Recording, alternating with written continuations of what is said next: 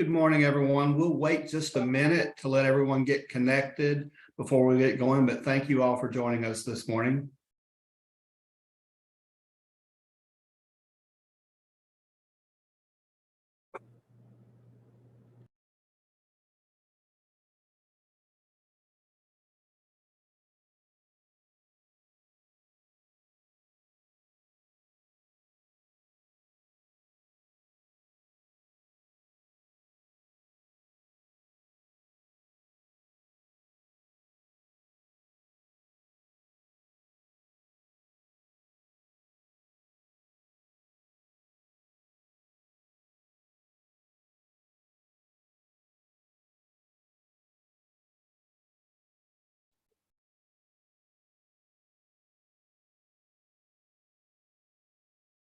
I still see a lot of connecting to audio, so we'll hold and let them on. That way we don't have people that miss out on the beginning. So thank you all for joining us, and feel free to go ahead and share the link with someone else while you're waiting. I think there'll be a great discussion today, an opportunity to have some great presentations.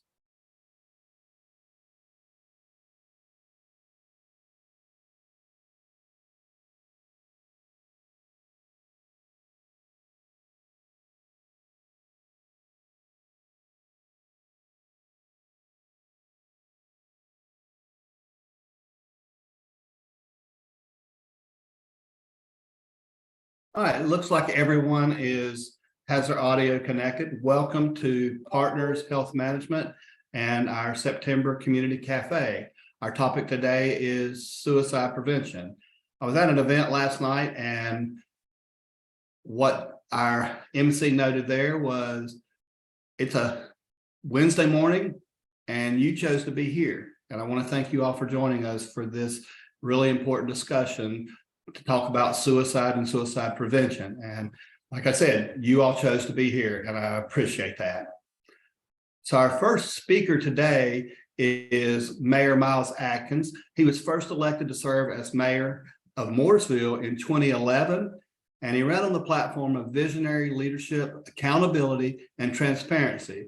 Mayor Atkins has served as mayor of Mooresville for 12 years. His office focuses on combining the strengths of all of Mooresville, developing a strong economy, and continuing to press for accountable government. I've known Miles for several years, and he's going to share his story about what's been going on in his area. And that was probably my first lead into truly meeting Miles. We had talked before in the past, but I hope you enjoy his discussion and what he's going to share with you. And if you've got questions, feel free to put those in the chat box or come off of mute and ask the question. And we also welcome you all to share your faces with us and come live on video with us. Thank you, Mayor. Thank you, Jerry, and good morning, everyone. I sure do appreciate the opportunity to spend a few minutes with you this morning and kind of tell our story and our journey that we're on right now about suicide prevention. As Jerry said, I've been mayor with Mooresville for the last 12 years, and every year we always read a proclamation about Suicide Prevention Month and Awareness Month, and kind of go through those motions. And but in 2021, a student took his life at Mooresville High School. He was found in the boys' bathroom. He had shot himself, and it was a real riveting wake-up call about, oh my, what are we going to do? How do you respond to this? I think the community was pretty much in shock. And the first call I made, and I was telling the group earlier, my daughter kept saying, Dad, you gotta respond, you gotta do something as mayor, you need to acknowledge this, you gotta put something on Facebook, you gotta post something. And it's like, it's bigger than that. We really need to figure out how we're going to address this. And so my first call was to Susan Toll. Many of you all know Susan with the American Foundation for Suicide Prevention. And I said, Susan, what do we do? How do we move forward? Because this has happened, and how do we respond as local leaders to address this? And Susan, first thing we did is we convened a group at the high school Performing Arts Center, and she started the process of having a conversation about mental health and suicide prevention and what to look for. We had a really good turnout. Because the first thing is that we just have to acknowledge that this has happened. And then from there, we spent all of 2022 working to pull stakeholders together throughout the community, school systems, businesses, faith community, nonprofits, to all come together and have a conversation about what everyone was doing, because there really hadn't been a conversation where everybody collectively as a community stakeholder was, everybody was in their own lane, but nobody was really sharing what was happening. So we were very successful in terms of pulling over 60 people together to have the conversation. And really, Susan with the American Foundation for Suicide Prevention kind of led us through that whole year in 2022, different exercises in terms of what we could do to address suicide prevention, and really learn from each other what the Iredell Statesville school system had been doing, what the Moulsville Grade school system could do or was doing, and what other folks were doing. And then also an awareness about an amazing amount of resources that are available in the community that people just don't know about. And so the result of all that was, first and foremost, us coming together to have the conversation. And the second thing was really building the network of stakeholders that we could continue to communicate with and share information. And fortunately, the work that we did all in 2022 with the Mooresville Suicide Prevention Working Group resulted in us being in a great position to apply for a grant with the UNC Suicide Prevention Institute, and which is a cross collaborative, it's an initiative to help folks address a community need, and how do you build cross collaborative and coalitions, collaboratives to really that are sustainable, that have measurable outcomes, that has a strategy. Because we got to, in 2022, when we had completed our work, it's like, well, where do we go from here? What's the next step? Because people don't want to meet just to meet, and there's going to be something else happening, and which will, take people's attention away. So we're very fortunate to be moving in this next phase to really go to the next level on pulling our stakeholders back together. Jerry and Partners is a big part of that. United Way of Iredell County is a big part of that. And we're going to build this cross-collaborative structure and framework to carry on the work. And so we're excited about that, but it becomes very apparent that suicide, and obviously we all hear about mental health challenges and access to those services, and it's, as we started now at our town board meetings, during our manager's report, we actually give updates on from the police department on the number of suicides or attempted suicides each month, to really let people know that this isn't a one-time thing. I mean, it's happening all around us. And last month, we actually lost a town employee who took his life. And so it's so close to us, and we're having these conversations, and we lost one of our own town employees and didn't see it, didn't have a clue that this person was struggling. So, it's a daunting challenge and task, but I'm happy and really feel like we're blessed to have the partners that we have in the community that see the importance of having this conversation. And if we can make, prevent one person from taking their life and getting them the help they need, then it's all well worth it. So that's a little bit. I didn't have a formal presentation. I just wanted to share our story and our journey, and many of y'all I see on this call, will probably be a part of it in some capacity. And if you have anything that you can share with us that can help us in our efforts, moving forward. We'd love to hear from you. Thank you so much, Miles. Do we have any questions or anything? Anyone have anything to add or share for the group here today, or questions for Miles? And there's some information in the chat box. Amani put in the AFSP link, and if you'll look through and kind of check back, there will be some information shared as we go through the presentations today. Linda, did you come off mute? Did you have a question? Yes, I did actually. I was wondering, I know that you said you discussed the number of Mr. Atkins suicide. Are they increasing overall in our community, or?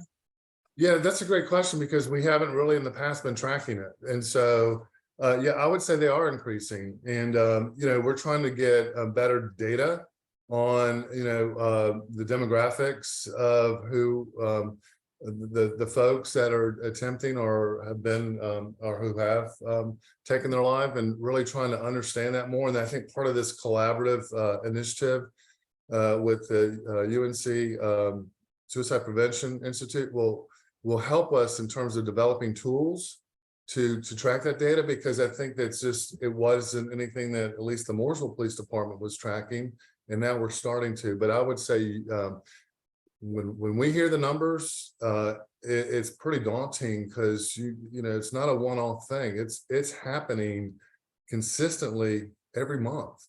And I think that's what we need to let the public know. This is a real crisis in our community, and nobody's really talking about it. It happens and it goes under the radar. And our goal is to really elevate that discussion and be very transparent, because then I think it shows that we have got to do, it's a bigger call to action, and it can't be just the mayor leading it, or what. It's got to be the community at large is really saying we have to address this. I mean, you all live in this space, many of you all live in this space, and you deal with it all the time. But the general public, I think they're all just going about what they got to do with their daily lives, and don't really realize the need to provide the services. And the services are available. We just got to help connect those people to them. Mr. Atkins, I appreciate the fact that, you know, that this is something that's being elevated and discussed, and because it is a big need in our community.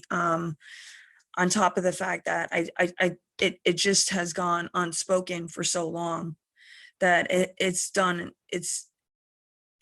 no good for anybody, especially the people that have contemplated or actually, you know, committed suicide. I think, especially teenagers. I don't know if that's a higher rate when it comes to adolescents, or if there's an age range that seems to be higher. But I think educating people in society completely about this is happening. This is happening, and we need to do something about it. I agree. I think there's a shift. I don't know if y'all are seeing it, but I feel like, I believe there's a shift, and people are now, you know, willing to acknowledge and have the conversation about mental health and suicide and these topics, because before it was just so taboo. Nobody wanted to, they just whisper about it. You all know that. And so, but I really feel like we're finally turning the tide a little bit. And, you know, regardless of your political affiliation, I will tell you, Senator Tillis, I met with him, and he's very, very much wanting to get federal dollars into the state, into the communities, to address mental health and really address this problem. So I do think, you know, it was really good news that, you know, he was very vocal on the need to address this issue. And so I'm hoping, you know, through our efforts and everyone on this call, that we can all work together to figure out, you know, how to make it a bigger priority in our communities. I just wanted to mention that Sarah Helmick, she added her email address in the chat. So if anyone would like to join the Suicide Prevention Collaborative in Iredell County, please provide your email to her. And then also we've had quite a few thank yous for Mr. Mayor Atkins. Pam Navy said, thank you so much, Mayor, for all you do for our community. Terry Blankenship said, thank you, Mouse, for all you do on suicide and your efforts you've taken on. Morgan said, thank you very much for using your platform to address suicide and suicide prevention.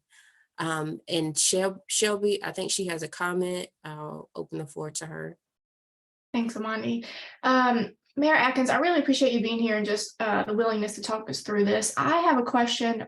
You did lead off your conversation speaking about the school system, and unfortunately a student took his life. What would you say to parents who believe that the more you talk about something, the more they're willing to do it? So the more you talk about suicide prevention, some parents might believe that you're bringing up the topic so often that it might cause a child to commit suicide. What would you say to a parent who believes that? Well, that's a great question. And I don't know what I would say other than, if they think that their child might have suicidal ideations, then they need to get that student, get their child some counseling. I mean, if that subject's taboo and they think that's going to trigger their loved one, their kid, then they already know that there's an issue and they need to get that child the therapy and counseling. So if they're that aware that that kid can get triggered by that conversation, then they're ignoring the obvious signs.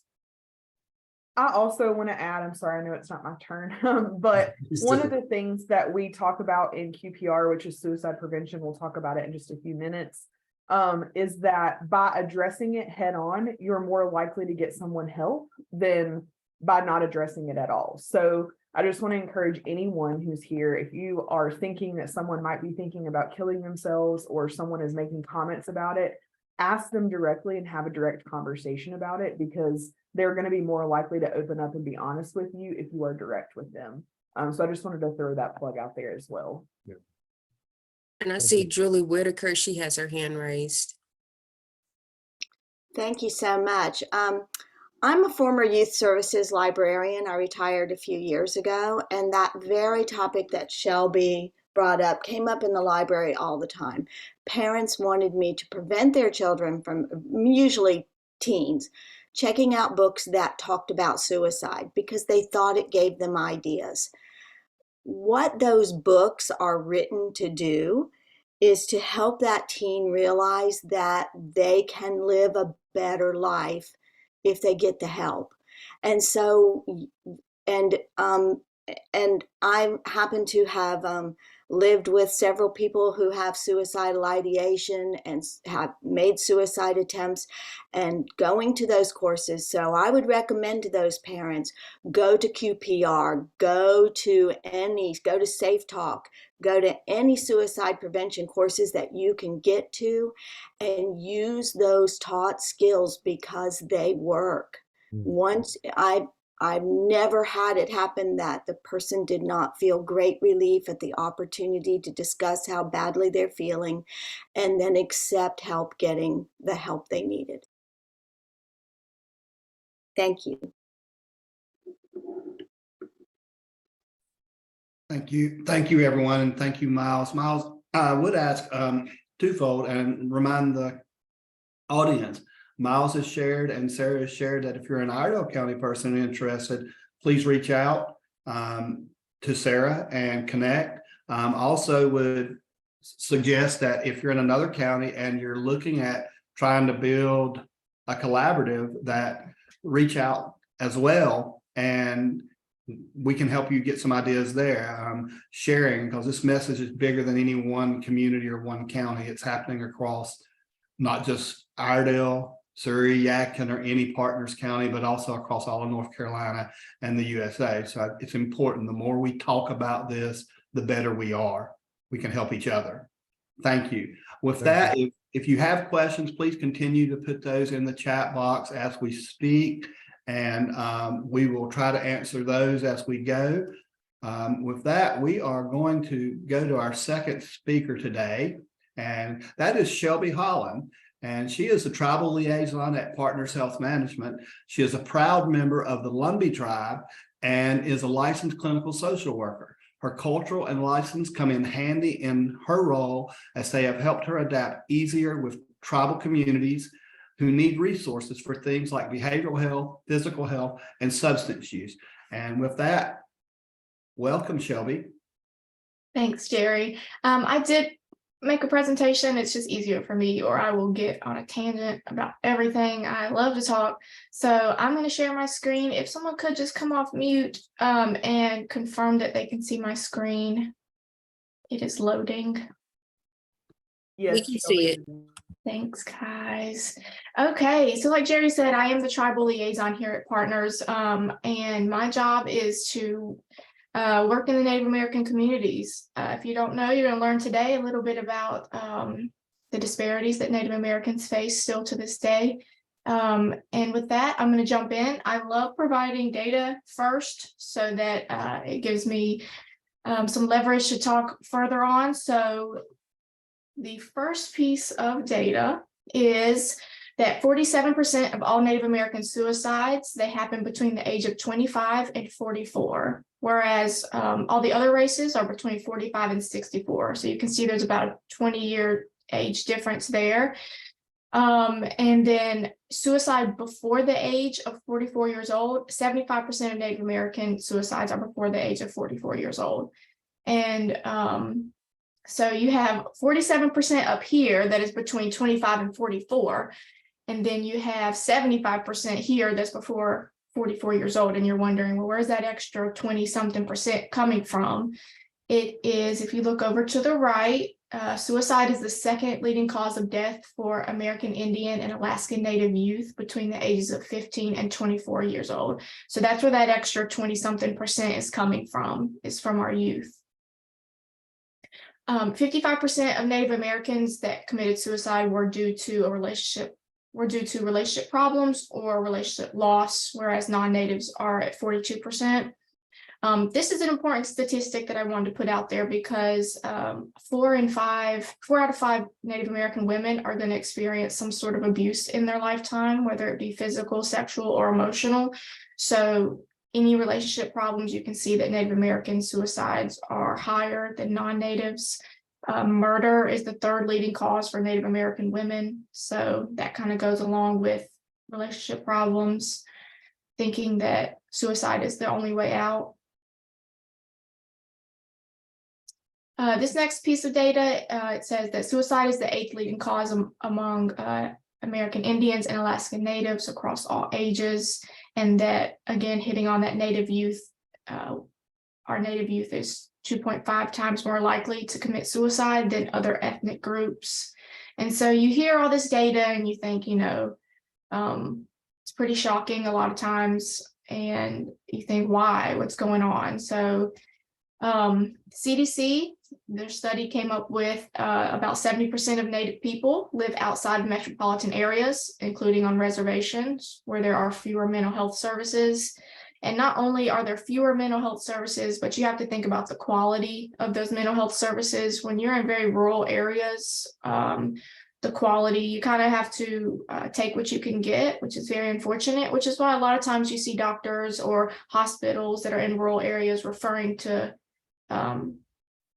bigger cities, like chemotherapy or any specialties that are happening in rural areas. They get sent to, the Charlotte areas, the Chapel Hills, the, different larger hospitals. And that is because, unfortunately, the quality that's provided in rural areas isn't always the greatest. Those at risk have a much lower chance of receiving a mental health diagnosis or effective mental health treatment. So an example I like to give is, if I have bipolar and I'm coming off of a manic episode and I'm in my very low depressive episode and I feel suicidal, I feel very low. If I don't know I'm bipolar and I don't know that this is just an episode, why would I think it's going to get better? I might just live in this low mood and just think that this is it for me. Like, this is just how I live now. And with that feeling can be so overcoming that suicide might seem like the only option. Whereas if I'm educated and I know I have bipolar and I know I just need to get through this episode, I know that I'm like, there's a light at the end of the tunnel for me. But unfortunately, in the Native American communities, we don't see as many mental health diagnoses because there's not as many resources, and there's cultural stigma there as well around services for mental health. The American Foundation for Suicide Prevention stated that with the data showing increases in suicide rates among Native Americans, Black, and Hispanic people, we see how structural racism and social and health inequities, among other factors, may be negatively impacting the mental health and suicide risk of historically marginalized communities. So I've kind of went over the health inequities part. An example of the structural racism part is me going to a doctor's appointment and marking that I'm Native American, and the first question that my doctor asks is about my alcohol intake. That's just, a stigma that is unfortunately true. We are 5 times more likely to experience alcoholism as a Native American person, but when that's the first question that comes out of a doctor's mouth, it doesn't feel the greatest, especially when your family has fought through alcoholism and it's kind of already on your back and already in the back of your mind. So that's just an example. I want to kind of take a pause right there. It's a lot of information, a lot of what's going on and whys, and I want to give someone a chance if they want to come off mute to make a comment or question or concern before I jump into what Partners is doing about all this. Absolutely no pressure. Jerry. Okay, I'm gonna move on. Oh wait, I have one more in between here. So I know this is kind of blurry, but I did find it and I wanted to include it because I thought it was a cute little picture until I read a little bit deeper into it. So starting with this gentleman in the back, he says, "I've been there, we will get through this together. Hashtag, we need you here." This young lady, she says, "My life matters. I'm here for a reason. My story has just begun." She says, "We know you are in pain. We can heal together. Hashtag, we need you here."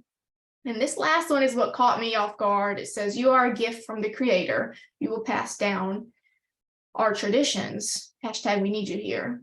And I think at first I thought that was sweet, wanting to pass down traditions and spiritual rituals and things like that. But then I thought, how heavy is that? That is thought to be my responsibility to have to pass down our traditions. And that's the reason that I have to fight to live another day. And so, Native Americans already deal with identity issues just from the very beginning of colonization, with thinking that we're not Native Americans, thinking that we're from India, or, being whitewashed through colonization and everything. We barely have our traditions and spiritual rituals as it is. So, and now it's completely feels like it's on me to pass down the traditions. I just thought that was super heavy. So I wanted to go through that and how that even culturally, there can be some pressure there. Okay, what is Partners doing? Partners hired me as a tribal member to work within the tribal communities in North Carolina. Kind of like I'm doing now, I train community stakeholders and providers to know what health disparities and social determinants of health to look for in Native Americans. I educate the tribal communities on mental health and substance use symptoms and resources, just like how I was saying, if you don't know you're bipolar, how do you know that you're going to get through the episode? So I do a lot of educating in the tribal communities as well. I collaborate with tribal leadership to learn what is going on within each tribe and try to pass along any support that Partners can provide, or any of our community stakeholders that we partner with, what they can provide. I did create a tribal advisory committee. It is fully run and operated by Native American leadership, and they educate Partner staff. They tell us how to word things for marketing and what pictures to use for marketing and how to best get through to tribal members. So that has been very helpful for us.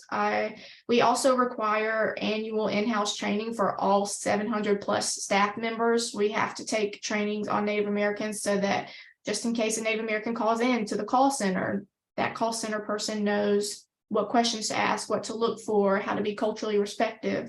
The same thing with our care managers. They are also trained to know this is what I need, the questions I need to ask, and this is how I need to phrase them. Because a lot of times, and for some reason, North Carolina is just now making it mandated that tribal members be taken as a priority. If you're not as familiar with Medicaid programs, there's a new one that's come out called the tribal option, just for tribal members who need assistance, and it's finally getting some spotlight for tribal members. So, and as you can see, it's needed. This is just the data on suicide and some violence data that I provided. So it's a lot more out there, a lot more help that's needed. So I was very privileged when I was asked to provide this training, because a lot going on in the Native community. And if you have any questions or comments, concerns, and you want to reach out to me, or if you want further training, here's my contact information. I'll also drop it in the chat, because I know I'm not the last presenter for today. So feel free to reach out to me for anything, any needs. Thank you, guys. Thank you so much, Shelby. I've known Shelby for a little over a year now, and I'm learning so much as it relates to things I thought I never really paid attention to. So I definitely recommend that anyone on here, please use Shelby as a resource. She does wonderful trainings, and I know she's open to doing those in all of our communities that we support. With that, are there any questions or comments for Shelby? And I'll turn it over to Amani.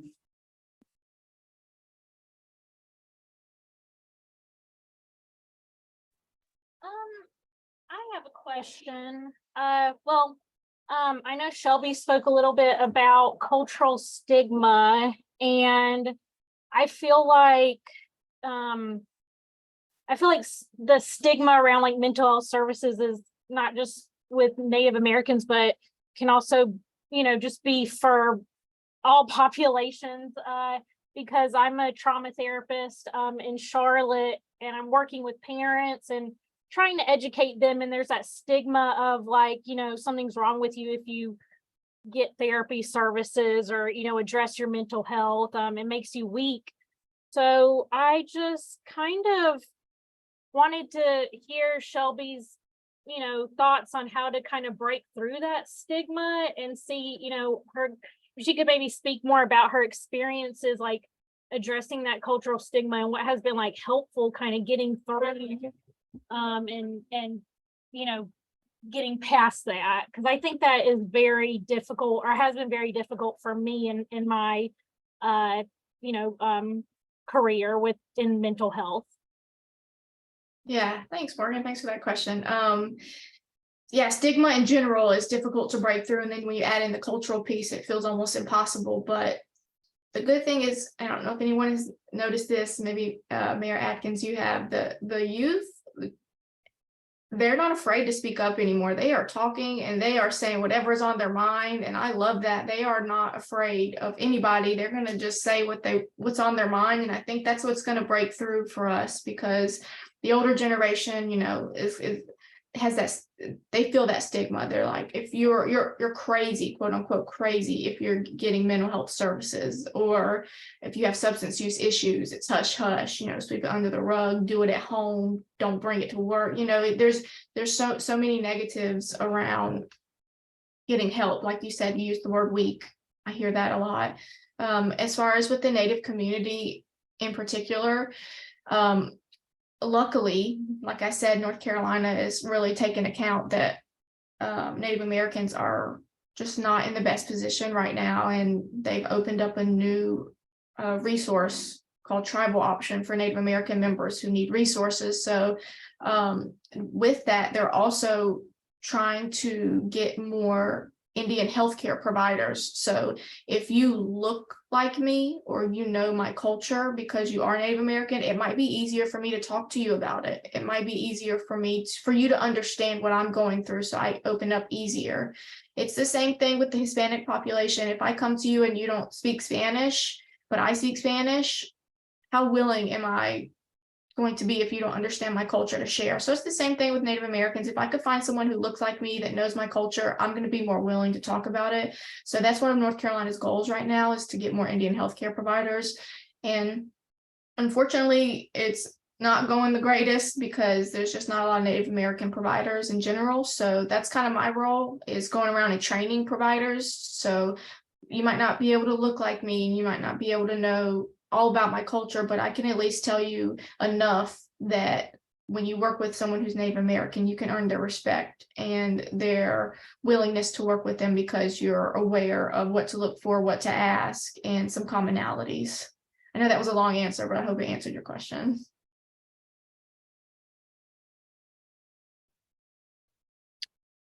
We have a question in the Q&A, and this will probably be for Amber as well, because I know she'll talk about QPR and a little bit about youth. But the question was, what specific interventions are being used with youth to prevent or identify suicidal ideation? You want me to take that one? So I can go ahead and introduce myself, and I can just kind of add that answer onto the spill that I have for this morning. I'm Amber Matthews. I'm the Community Engagement Training Manager here at Partners. My team and I go around and do suicide prevention trainings, among other trainings that we offer as well. But suicide prevention is a hot topic right now. We want to get in as many agencies and as many communities as we can to talk about normalizing conversation around suicide. So I want to thank everybody that's here today for being here, one, and then also the people that have shared, because it's a super important topic that affects all of us. All of us at some point have known someone who's died by suicide. If we don't, we know someone who knows someone who's died by suicide, right? It's very, very close in our communities. And kind of piggybacking on everything that Shelby mentioned earlier too, is that the more we talk about it, the more we normalize it, right? The more we reduce the stigma. And that's part of what QPR does, is just normalizing conversation around it. In saying that, during the QPR training, QPR stands for Question, Persuade, Refer. It's about an hour, hour and a half, depending on questions and comments that people have. But we talk a lot about statistics. We talk about how in 2021, over 48,000 people in the US alone died by suicide. It's broken down by state. It's broken down by ethnicity. We talk about our Native American population being the highest rate. When we break it down by ethnicity, we talk about how, Wyoming, Montana, New Mexico, those areas have the highest rates in the US in general. We also talk about age groups. We talk about how suicide is an equal opportunity death. It does not matter how old you are. It doesn't matter how much money you have, where you live. It just doesn't matter, right? We all struggle with mental health challenges at some point, and we are all potentially subject to experiencing suicidal ideation. We need to figure out how to respond to others when they disclose that they are having some of those thoughts as well. So when we're talking about picking up on some of those warning signs and some of those clues, we talk through some of the clues, right? We talk about what people may say, what situations people may be in, what behaviors they might be showing us that their words maybe aren't showing us, and how we need to respond to that. When we get to the question part, we talk about how asking directly is the most important way to ask someone about their suicidal ideation, looking at them and directly saying, are you thinking about killing yourself? Because again, as I mentioned earlier, that's one of those things that we want to ask directly, right? We don't want any room for miscommunication. We don't want to, insinuate anything that's bad or good about any of that. We just want to make sure that we're asking them that question directly. And important ways not to ask the question, right? We don't want to look at someone who's having suicidal thoughts and say, well, you're not thinking about killing yourself, are you? Right? Because there's judgment there. That wall goes up. They're not going to disclose to you that they're having those suicidal thoughts. So we talk about how to ask the question. We talk about how to persuade them to get some help. And then we figure out options for referrals. QPR is not any sort of therapy or counseling or treatment. It's literally 3 easy steps that anyone can do when you're talking to someone who might be experiencing suicidal thoughts. We also encourage people to practice talking about it, because if you don't talk about it very often, it can be really hard to talk about. We tell people to practice asking the question, practice asking with the people that you live with, practice driving down the road, normalizing how you ask that question. Again, when you get put in that position to talk to someone about their suicidal thoughts, the easier it comes for you. So we talk about the importance of practicing. And we also want to mention too, that the more people that are trained in suicide prevention, whether it's QPR or another modality, right? The more people talk about it, the more people know what to do, the more lives we can potentially save, right? And that's the whole point of suicide prevention, is education, practice, and then linking those people to resources. I don't remember who asked the question, but about the young people. my team has been fortunate enough to be inside the Iredell Statesville school systems. We talk to high schoolers all the time. I say all the time, regularly, about suicide prevention. Jerry has the numbers. I just go and do my job. He has the numbers on what that looks like. But we talk about the importance of paying attention to your friends, right? We talk about the importance of paying attention online when someone's being mean and someone's being a bully, what to say, how to address that. We talk about how we need to find trusted adults in our lives to have that conversation with. We talk about using that Say Something app. Those teenagers laugh at that app, but it saved lives. I've heard that from school resource officers in some of the schools. So just know that we talk about all of those things. Last night, we were at an event in Mount Airy, and a young lady spoke up at the end, and she said she was 18 and that she had attempted to die by suicide. And her biggest push was educating young people to help other young people. And that's just something that I haven't stopped thinking about in the past 12 hours. Because that's what we need to do. We need to be having conversations with our young people. We need to be opening that trust, opening that rapport, building those relationships, because that is what is going to save lives, right? That is what's going to save lives. In saying that, I also want to mention that I do a lot of work with, and my team does a lot of work with law enforcement officers. First responders are 3 times more likely to die by suicide by their own weapons than they are walking into an unsafe situation. So please know that suicide is real, it is prevalent, it is in our communities, and it affects us all. And we all need to be in a place where we can figure out how to respond in situations like that. Because it's not really a matter of if we ever have to talk to someone about our suicidal ideation, it's a matter of when we talk to someone about their suicidal ideation. So we want to make sure that everyone is prepared as possible. And also, on top of going into the schools, we can go anywhere that people will listen to us. If you are interested in learning more or taking the class, just know that we offer QPR virtually each month online. I think Amani is going to put it in the chat. You can sign up for that. If you have a group of people that you think needs to hear the training or want to be a part of it, let us know. We can come do it in person. If there's been a suicide death in a community, though, there is kind of a several month gap period that we can't go in and kind of respond. I just want to throw that out there. There has to be a 6-month time gap between a death in a community and then us coming in to train about QPR. But we will come anywhere. We'll do it if you ask us to. We've been in schools, we've been in libraries, we've been in churches, we've been in the middle of the central library downtown in Forsyth County, and it's been open to anybody to come. So just know that we're open, we're able, and we would love to come and talk to your group of people about suicide prevention if that's something that you're interested in. Jerry, did I miss anything? I would just ask you to speak briefly on for the middle school group and touch on alternatives to that, Amber. Yes, thank you for that.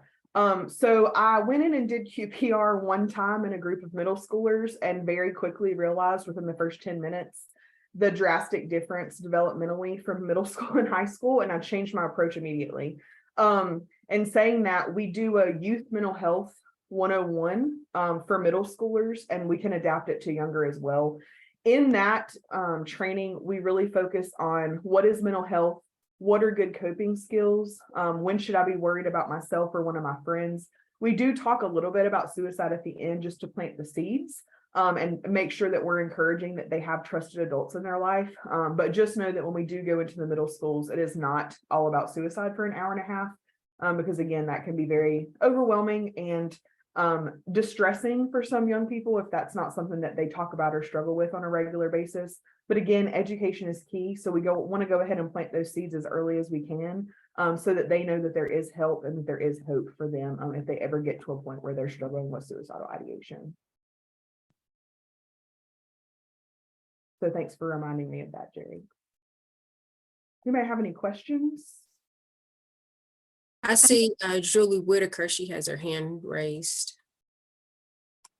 Thank you. Shelby mentioned something, and then with Amber's presentation, I'd want to call attention to, I hope many of you have heard of NAMI, the National Alliance on Mental Illness, and in North Carolina, we're divided up into small affiliates that cover certain counties, or some big cities have their own affiliate. NAMI has a program called Ending the Silence, and it targets high school, and there is a component for middle school age children. Many of our affiliates are not large enough and robust enough. We don't have enough people who can go into the schools and present this program. So they came up with an alternative. If you have a trained program facilitator in your NAMI, they can request the virtual program and you can offer it to your school system to be used in their high school. Davie High is using it this year with their health courses for freshmen and sophomore students. So it is worth checking with your local NAMI to see if they can help you get access and offer that program. The virtual program has many videos and it has supplemental content. So it leads teachers to help facilitate discussions among small groups of students on different topics. And it helps them learn to identify and talk to their friends about their mental health and recognize when a friend is changing a bit and ask what's going on. And that's how they learn that they're bipolar and may sometimes feel suicidal. And suicide is discussed in the presentations. So I put a link to the Ending the Silence materials in the chat. Thank you, Julie. Any other questions or comments? I think at this point, let's open it up to everyone, each of our speakers or to the group. I would like to read off the comment that Pam Navy put in the chat. She said, "Thank you, Amber. Love the great training opportunities you've offered through partners." And I have put just throughout our presentation quite a few resources in the chat. So please check those out and click on those and just learn about some of the projects that are going on and the things that have been mentioned throughout our presentation today. Thank you, Amani. Please check those out. I want to speak real briefly to Amber mentioned we were at an event last night. Partners offers opportunity to do community conversations about suicide, and that was what happened last night. And it was a smaller group in a smaller community, but the videos that Amani shared that we have on YouTube are very powerful. I want to caution you as I speak that they are emotional. They can trigger thoughts. So be aware of that. But we use these 3 videos to share the message about suicide and suicide prevention.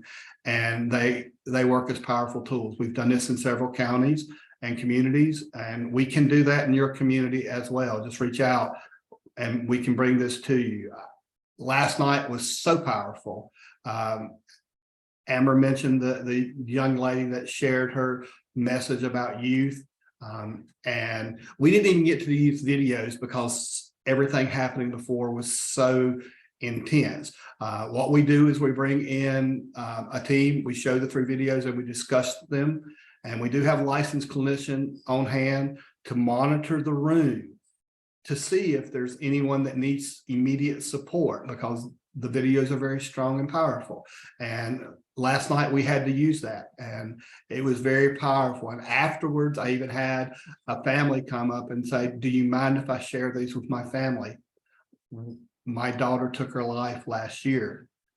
And I had to stop and pause for a second just because of how that discussion, but I bring it up because I want to make sure you're checking those videos out, asking us if we can come and help you in your community and talk about this, because the more we talk about it, the better it is for us all. Another important link in the chat box that was put there was also a really good site on information for youth, Seize the Awkward. If you haven't checked that out, it's worth checking out.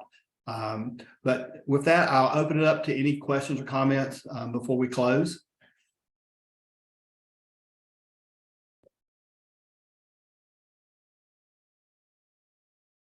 All right, with that, we're going to move to closing out, and I'm going to turn it over to Krista Barbie, who's going to talk about the future. Hey guys, thank you, each and every one of you for joining us today to talk about a really important topic. Just to recap, we want to definitely thank Miles Atkins, the mayor of Mooresville, for joining us and talking with us about the Iredell Suicide Task Force and all the community efforts and combined community efforts that he's driving behind for that area on suicide. Second, we had Shelby Holland, our tribal liaison, talk with us about suicide and Native Americans. And last but not least, Amber Matthews, our community engagement manager, talked with us about QPR and suicide prevention and some of the things that Partners offers and can make available to stakeholders in our area. Next month, we're going to talk about another pretty important topic. That's domestic violence. That will be on Wednesday, October the 25th. Again, we thank everyone for joining us today and for special kudos to all three of our speakers. And we look forward to joining again next month. Thank you. Thank you. Thank you.